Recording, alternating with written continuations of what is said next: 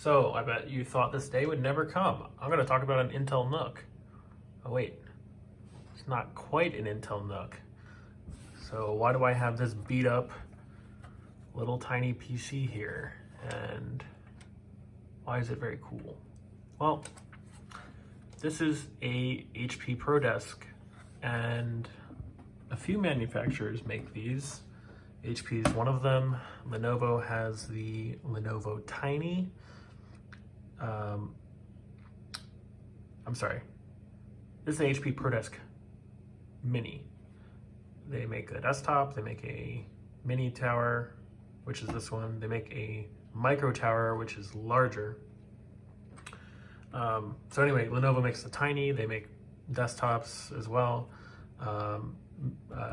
Desktop towers, which are slightly different. They're like the little flat ones that you would see like at school.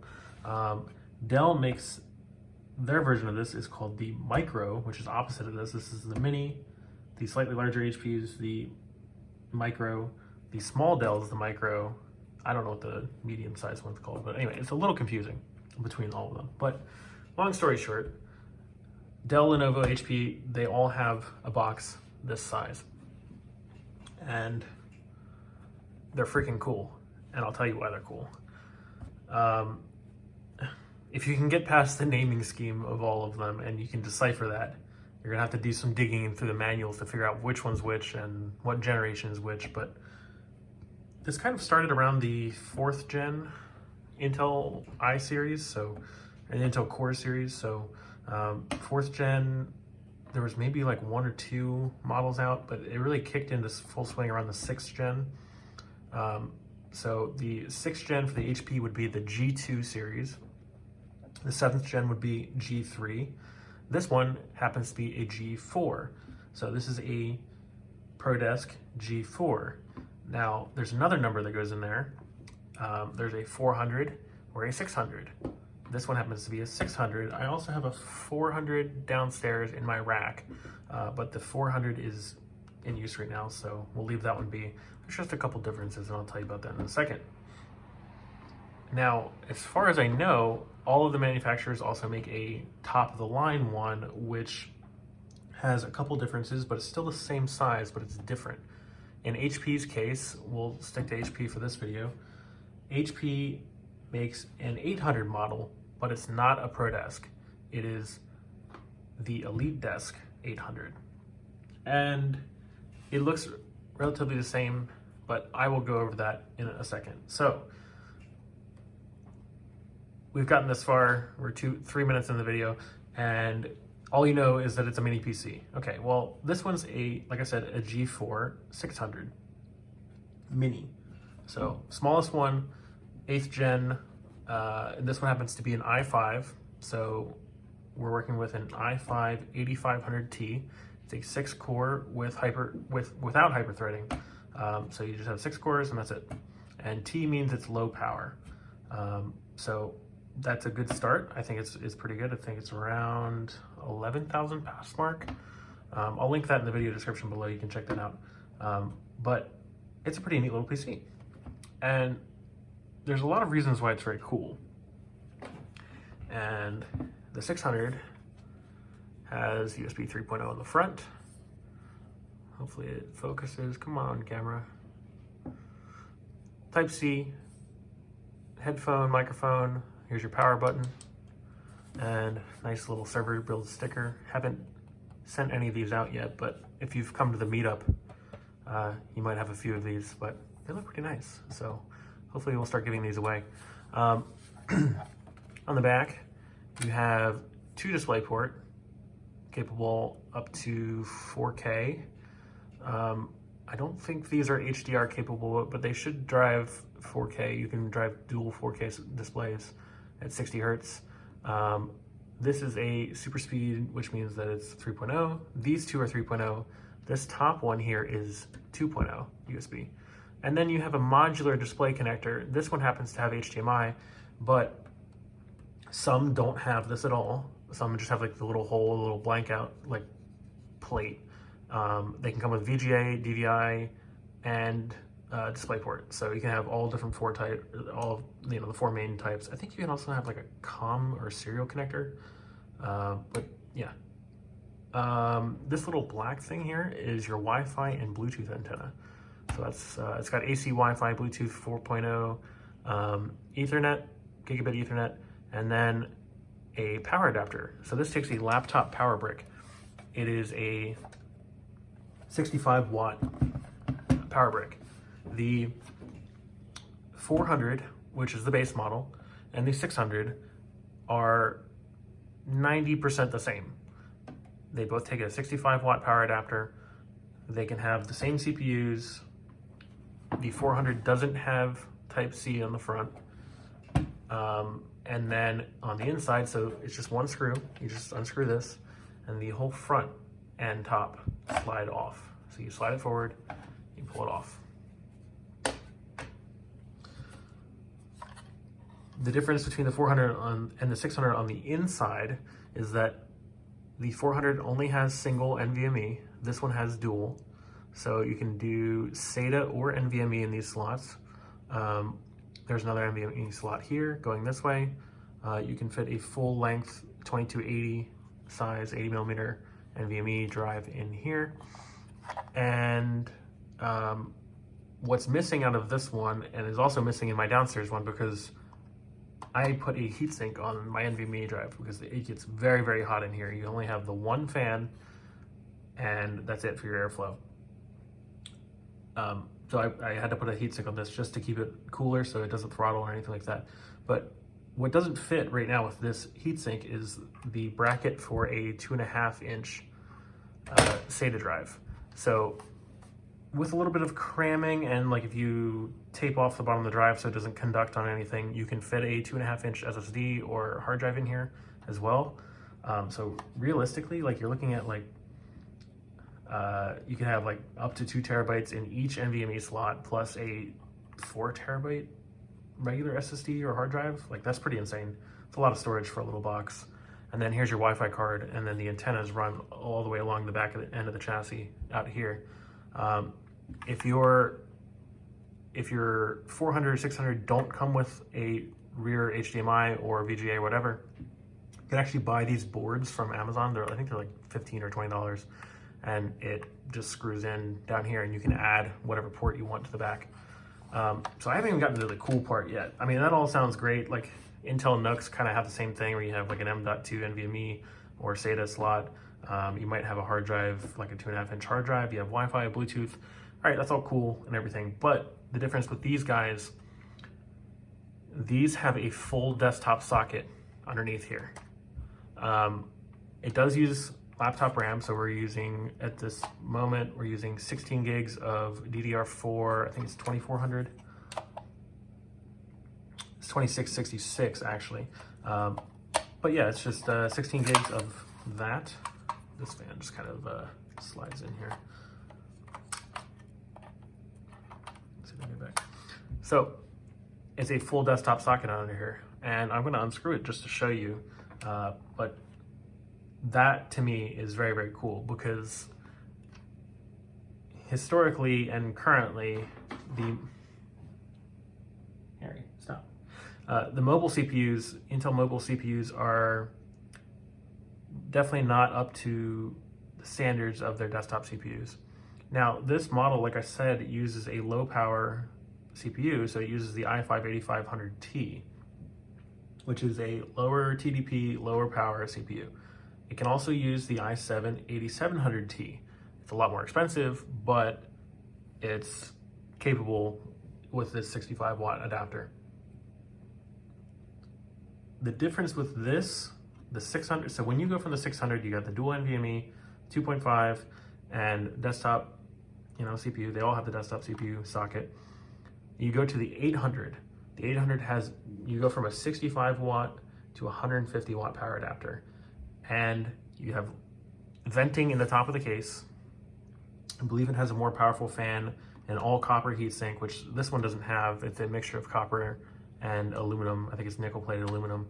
So you go to an all copper heatsink, and you can use full on desktop chips. I'm talking anything in the 8th gen line, like anything socket 1151 can use. You can use the 8700K, you can use the 8086K, you can, I mean, of course you can't overclock it with those, but you're talking turbo speeds of, 4.5 to 4.8 to 4.9, 5.0, I think is the base speed of the 8086K. I mean, it's nuts. They're so freaking fast in this tiny little box. And this thing is a hair under 1U tall. So that's really, really cool.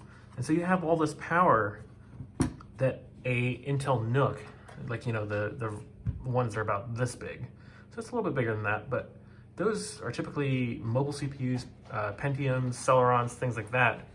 And this has all the power of a real desktop. I'm talking, what are my cats doing? A real full-fledged desktop in this tiny little package.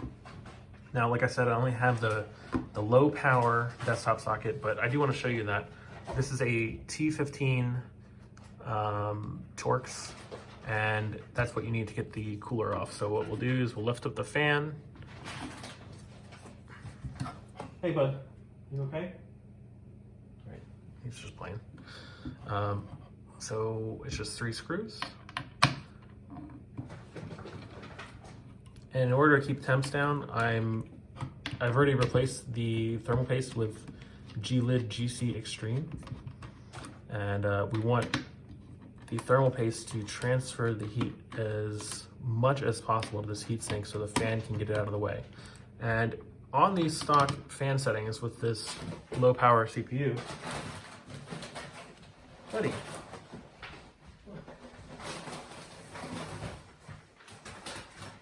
sorry about that.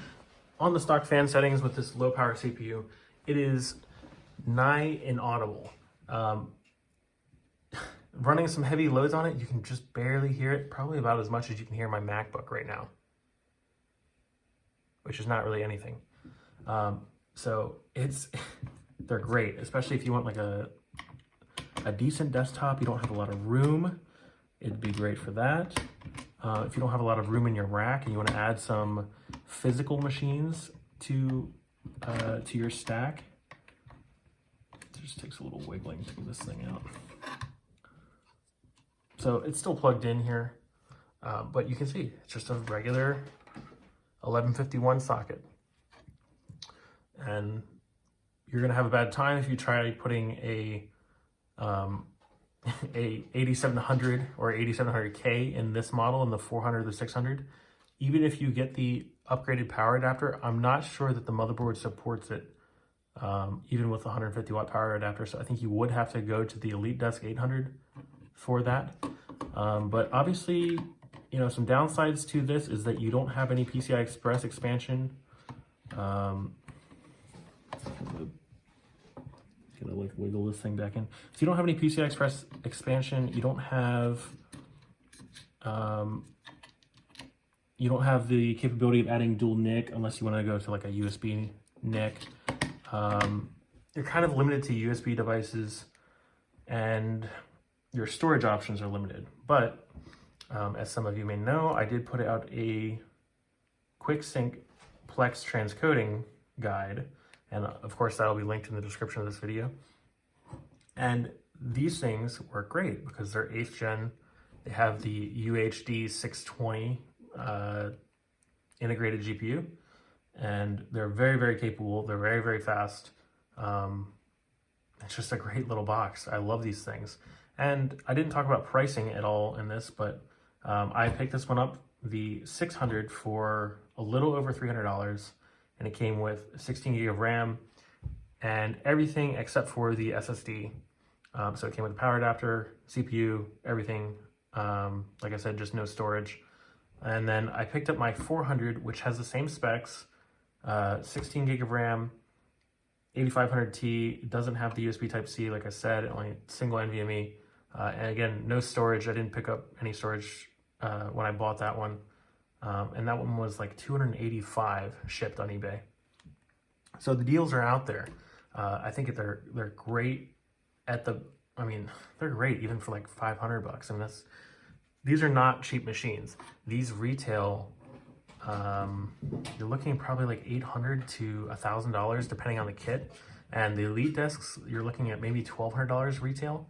The Elite desks, I have an eBay search up for one, but I haven't really seen any that have dipped below the $500 mark. I'm kind of waiting to pounce on like an Elite desk that for around $400. But yeah, I just really like these. And like I said, this is just the HP one. If you look at the Lenovo and the Dell models, they have comparable internal layouts. I wonder if this is a standardized layout that Intel is making, and then the brands are just kind of making their own boards and things like that. Because if you look at the physical features, my cats are just having a great time. They love it when the windows are open. But if you look at the physical features and what sort of components you can put into them, they're all the same. They all have dual DDR4 SODIMM slots, desktop CPU, 1 or 2 NVMe drives, a SATA drive, 2.5-inch SATA slot, and then you have Wi-Fi, Bluetooth, Ethernet, a couple display ports on the back. They're all like identically the same size, so you really can't go wrong with any of the 3 major brands. I just happened to see the HPs that were I mean, the prices were just tanking. Like, no one was buying them. I'm like, why is nobody buying these? They're such a good deal. So I'm super happy with this. I think if you're looking at a mobile setup, or if you're looking for something smaller, something lower power, consider this. If you're looking for the hardware transcoding guide and you want something that will just fit on top of your NAS, and so like you say you have a NAS, like there's a NAS.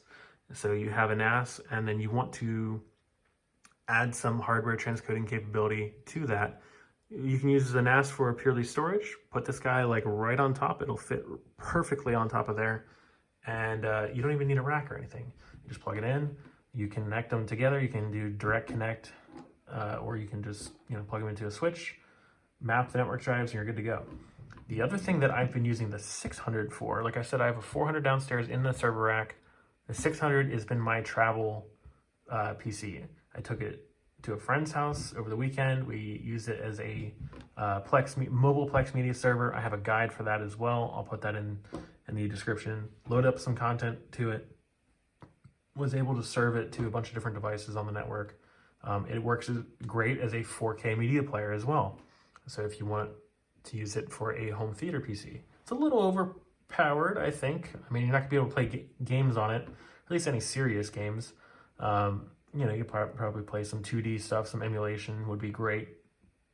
But I mean, it does 4K 60 output, and it'll do sound through HDMI or through DisplayPort if you want.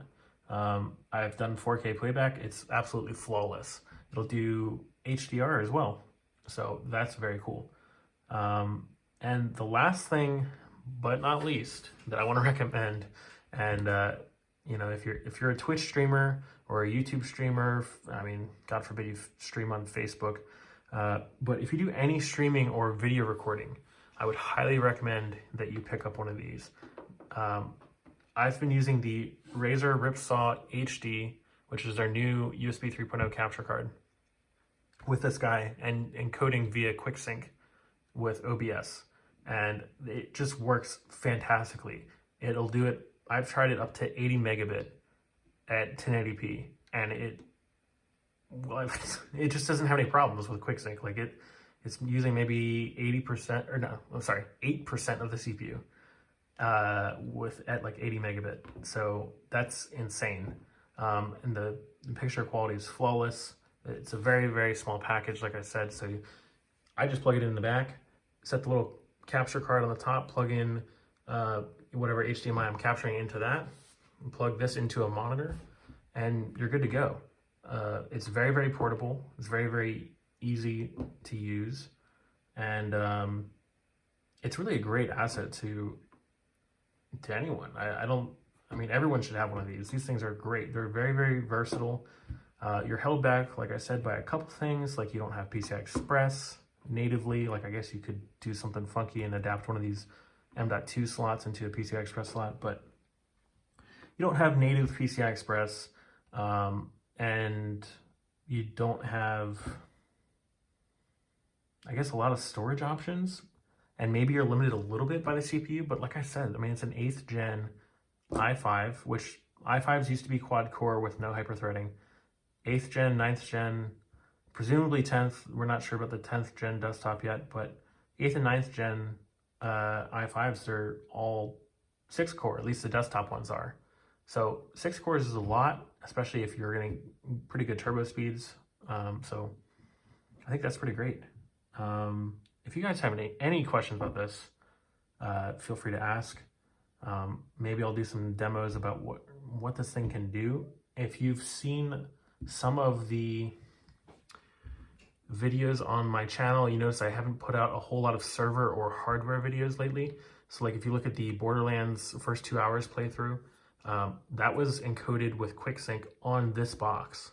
So if you're curious about what the quality is, I have the specs and everything in there. I think that one was 20 megabit at 1080p. So it's not like super high bit rate, but I mean, it just looks really good, and it's very smooth. There's no lag, no stutters, no drop frames, anything like that. So you imagine if it can do that on a live stream, what it can do as far as Plex transcoding. With QuickSync and Plex transcoding, just to give you the short of it, there's no limitation to how many it can do at a time. I've tested up to 20 on this i5 8th gen at 1080p, and I wasn't hitting limits, and it just kept going and kept adding more. I was using maybe around 20 to 30% CPU with 20 1080p transcodes going. So transcoding down from like 1080 20 megabit down to 1080 10 or 8 megabit. So that's pretty great. Yeah, so like I said, if you have any questions about this, I could just talk about this thing forever because I love it. I've had it for a few months now. I take it everywhere with me. I take it to work. I take it to friends' houses. It's a super great little box. So feel free to ask questions about it. I'll link below in the description. I will link an eBay search for the 400 and 600G 4s. I will link the hardware transcoding guide for Plex using QuickSync. I will link the mobile media server, which is, this thing's great for it too. Yeah, so check all those out. You'll see this recommended in those guides as well. And I will have more videos to come shortly, getting back into the swing of things, cranking out more guides, more content, working with vendors and things like that. So I have a lot more of this to come, but it's a little late, had a few drinks and wanted to talk about this. So I will see you guys next time.